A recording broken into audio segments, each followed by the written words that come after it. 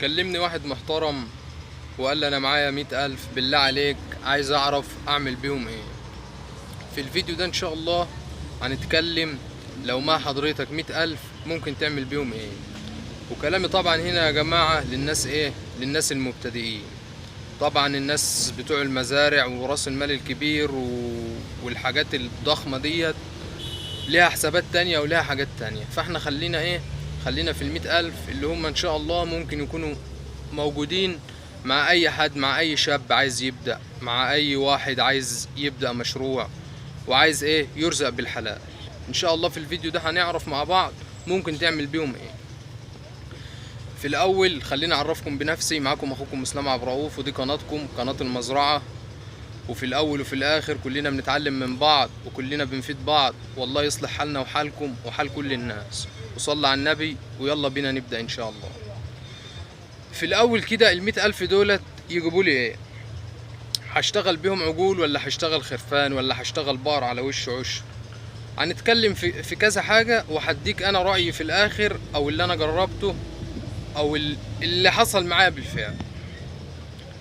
لو هنتكلم مثلا على عجول تسمين، ال100,000 دولت عشان اجيب بيهم، لو انا ما معيش غيرهم او ما فيش سيولة غيرهم، يبقى هجيب عجل واحد.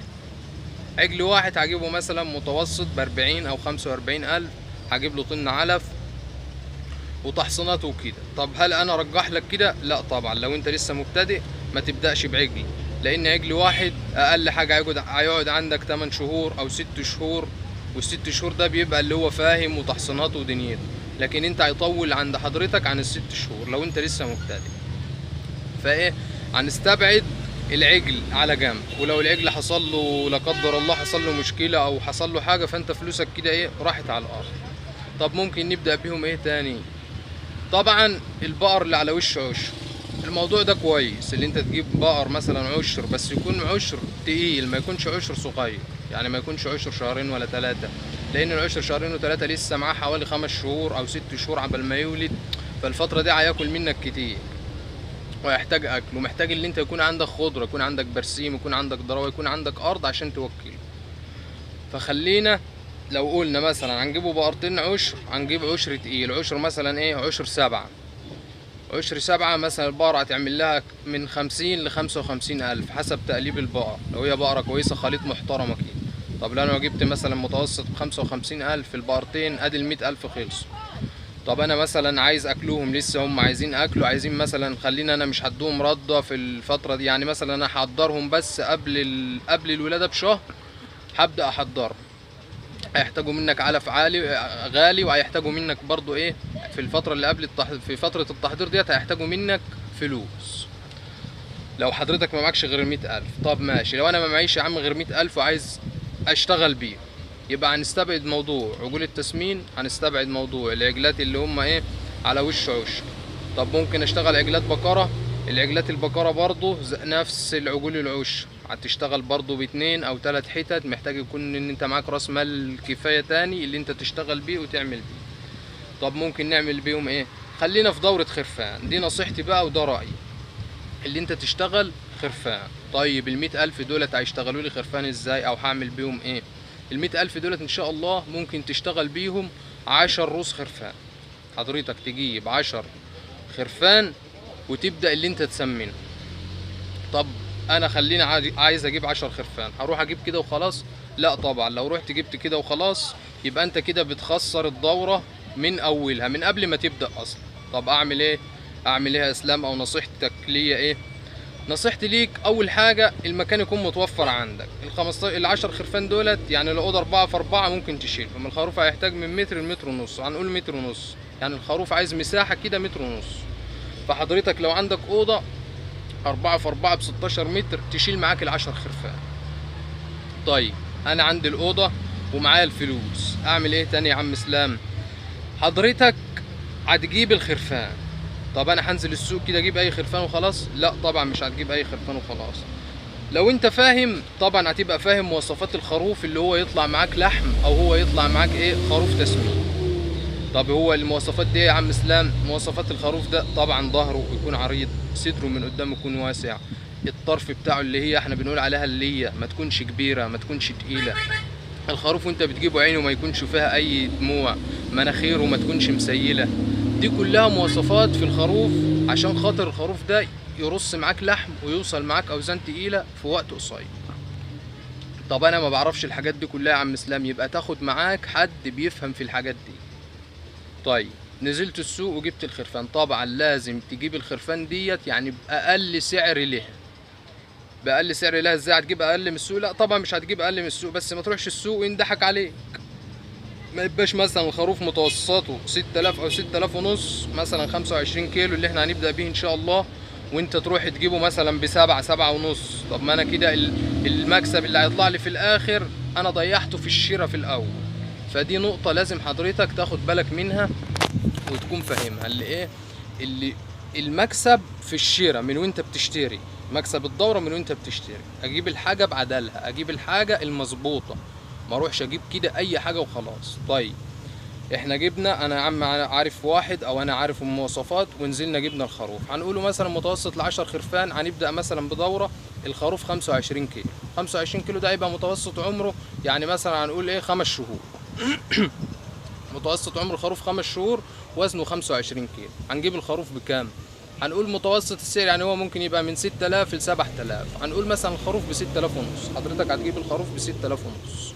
لو قلنا 6000 ونص من 100000 ادي معانا كام؟ معانا حوالي 65000. فاضل معانا 25000 35000. حضرتك هتيجي جايب ايه؟ هتجيب لهم العلف. طب الخروف ده هياكل ايه؟ هو هياكل مني ايه؟ هنقول له متوسط طول الدورة اللي هو هياكل كيلو علف. كيلو علف من اول ما اجيبه لحد اما ابيعه. طبعا هو في الاول مش هياكل كيلو وفي الاخر مش هياكل كيلو، فاحنا هناخد متوسط كيلو علف واحد بس. تمام؟ خدنا كيلو العلف، هيبقى ايه الخروف هنوكله مرة الصبح ومرة اخر النهار. طبعا الخروف لازم ياكل علف بالتدريج، بالذات الخروف اللي انت جايبه من السوق ده، مش جايبه من مزرعة او جايبه من غنام، انت ما تعرفش ظروفه ايه. ممكن انت تكون من جايبه من عند واحد عمره ما حط له علف، فحضرتك تكبس عليه بالعلف يجي ملكوم منك يجي ميت. ادي كده بوظنا الدورة من اولها، من قبل ما تبدأ الدورة باظت وانت اتقفلت وقلت المشروع الانتاج الحيواني بيخسر وي وي وي والكلام ايه اللي احنا بنسمعه من الناس دي. فالناس هي بتبدأ غلط، والموت والحياة ده في الاول وفي الاخر بتاع ربنا. يعني انا ولا انا اضمن لك 100% ولا حد يقدر يضمن لك 100%. انت ما عليك غير اللي انت بتسعى وبتسيب الباقي على الله، ده كل اللي عليك مش اكتر. طيب الخروف قلنا هياكل متوسط كيلو علف. لو قلنا ال10 خرفان دولت في الدورة بتاعتنا هتبقى 4 شهور، ال4 شهور دولت ب 120 يوم. ال 120 يوم دولت لو قسمناهم على 10 خرفان يعني بحوالي طن و200 علف. حضرتك هتحتاج لل10 خرفان طن و200 علف. لو قلنا مثلا متوسط سعر الطن 18000، يعني حضرتك هتحتاج بحوالي 21000 او 21600 علف. تمام؟ يبقى احنا معانا الخرفان 65000، معانا العلف 21000 من 100000. هنحتاج ايه تاني يا عم اسلام؟ طبعا هتحتاج المادة المالئة. المادة المالئة ديت اللي هي ايه؟ اللي هي تبني الفاصوليا، اللي هي تبني الفول، اللي هي اي مادة مالئة اللي هي البرسيم الحجازي. طب ايه افضلهم او ايه اللي انت شغال بيه؟ انا عن نفسي اللي شغال بيه اللي متاح عندي الدريس الحجازي، وده تعتبر افضل مادة مالئة. يعني لو انت شغال بيه وخففت في العلف، يعني لو انت بتدي كيلو لا عطيت كيلو الا 100 جرام او كيلو الا 150، الدريس ممكن يحل مكان العلف معاك، لان الدريس بروتينه عالي برضه. فاحنا هنشتغل دريس. يعني طب الخروف هياكل قد ايه ماده مالئه؟ هياكل له متوسط نص كيلو متوسط في الضوء، واول ما يجي مش هياكل نص كيلو، في الاخر هياكل اكتر من نص كيلو. فاحنا هنقول نص كيلو ايه طول الدوره، يعني بحوالي 600 ايه، حوالي 600 كيلو ماده مالئه. ال 600 كيلو ماده مالئه دولت يعني حضرتك لو تبني فول ولا حاجه ممكن تجيبهم ب 5000 جنيه. هنضيف ال 5000 على ال 65 اللي هو تمن الخرفان، ادي معانا 70، وال 21 معانا كده حوالي ايه 91000. طيب هل انا هجيب الاربع خرفان مش هحصنهم وهسيبهم كده؟ لا طبعا. يبقى انت كده الدوره بتاعتك الخروف مش هديك التحويل بتاعه الكامل، فحضرتك لازم تحصن. هنحط للخروف تحصين 500 جنيه، مع ان 500 جنيه ديت بزياده. ال10 خرفان عمرهم ما يصرفوا معاك تحصين 2000 ونص، بس احنا هنحط له ايه 2000 ونص.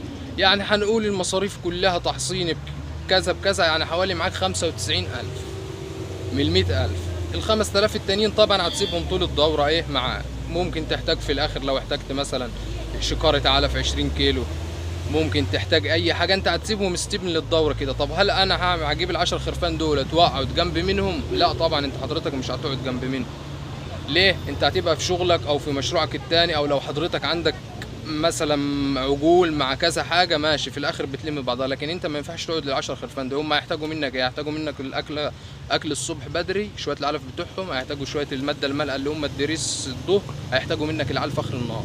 الميه طبعا قدامهم نظيفه 24 ساعه في الحر ده كل اللي هيحتاجوه منه. يعني لو ابنك او لو مؤاخذة عيل صغير كده ممكن ايه، بس المهم تحط بميزان، تدي للخروف تدريجي. الخروف ما تكبسوش بالعلف عشان خاطر لكمة الخرفان وحش. قليل خالص اللي بيعيش من الخرف. الخروف اللي بيلتكم في اغلب الاحيان بيموت، يعني قليل خالص اللي بيعيش. فانت تفادي نفسك من الايه، من الكلام ده، وتبدا معاه واحده واحده. طيب احنا قلنا احنا جايبين الخروف 25 كيلو في الاول، وقلنا هو هيقعد عندنا 4 شهور ب 120 كيلو. لو قلنا مثلا الخروف متوسط هيحول لي من 8 ل 10 كيلو في الشهر، احنا هناخد يا عم 8 كيلو في الشهر. ال 8 كيلو في الشهر في الاربع شهور يعني بحوالي 32 كيلو. لو ضفنا ال 32 كيلو على ال 25 يعني بحوالي 58 كيلو او 57 كيلو. يعني ان شاء الله لو انت اشتغلت صح والخرفان فردت معاك، وانا بقول لك ارقام تقريبيه، يعني انا ما بحسبلكش بالورقه والقلم برضه، الخرفان ممكن تعدي معاك، ممكن توصل ال60، ممكن تعدي ال65 ان شاء الله. يعني لو حضرتك مهتم، وحضرتك مهتم بالخرفان وشغال معاه ان شاء الله، يعني يوم ما في الاخر خالص في الدوره، يوم ما هتلم نفسك ان شاء الله، الخروف هتلاقيه كاسب معاك من 2000 ونص 3000، ممكن خروف يوصل معاك 5000. كله في الاخر حسب اهتمامك، حسب تنقيتك للخروف من الاول خالص، حسب جودة علفك، حسب جودة ميتك. دي كلها حاجات. التحويل يا جماعة بيبقى كذا نقطة مرتبطة ببعضها، مش نقطة واحدة، كله مرتبط بكله، في الآخر بيديك كواليتي كده التحويل. طبعا لو ربنا رضاك في الخروف في الآخر بمتوسط 3000 أو 4000، يبقى أنت كده شغلت ال100,000 بتوعك وانت ما انتش قاعد. وان شاء الله الموضوع الخرفان والحاجات ديت بتحتاج العدد، كل ما تكبر العدد كل ما ايه، كل ان شاء الله ما ربنا هيكرمك. دي كانت حاجه بسيطه عشان بس واحد قال لي انا لو معايا 100,000، وفي الاول او في الاخر سيبها على الله، واتكل على الله وابدا اتعلم. حتى انا لو جبت 10 خرفان وما كسبتش فيهم ولموا نفسهم معايا، انا اتعلمت الدوره اللي بعدها انا هنجح. طالما انت عندك مكان وانت غاوي الموضوع، او انت عايز تشغل مالك، ومفيش حاجة عيب في الزمن ده ولا في حاجة، بص ابدأ واتكل على الله وسيبها وتعلم واغلط. اغلط وتتعلم من غلطك، واسمع وشوف حد فاهم اتعلم منه واسأل. كلنا بنتعلم من بعض، وكلنا لازم نفيد بعض. ودور على الناس اللي انت تثق فيها، والناس المحترمة اللي انت تلاقي فيها قبول كده تاخد منها المعلومة. ما تاخدش اي معلومة وخلاص، خد معلومة عن تجربة، خد معلومة عن واحد نفذ المعلومة على ارض الواقع. انا ممكن اجي اقول لك الخروف بيكسب في الدورة 8000 و9000، ما انا هقوله خلاص، لكن انا ما جربتش. لا، انا بقول لك عملي على اللي انا جربته. فانت هتتعلم، كل ما تشتغل هتتعلم، مع الزمن هتتعلم. المره دي بدات ب10، المره اللي بعدها ب15، المره اللي بعدها ب20، المره اللي بعدها لا انا هجيب 10 خرفان وهجيب 3 عجول تسمين جنب منهم، ودوره كلها هتكمل بعضها، وان شاء الله ربنا يرزقك ويوسع عليك. ولو استفدت مننا اي حاجه يا عم في الاخر، ما تنساش تصلي على النبي اول حاجه، وتشترك في القناه، وتقول لنا انت حضرتك بتتعامل ازاي، او انت حضرتك الخرفان اللي انت ربيتها كان مكسبك في الدوره كام. وفي الاخر يا رب كلكم تكونوا بخير وبالتوفيق للجميع ان شاء الله. السلام عليكم ورحمه الله وبركاته.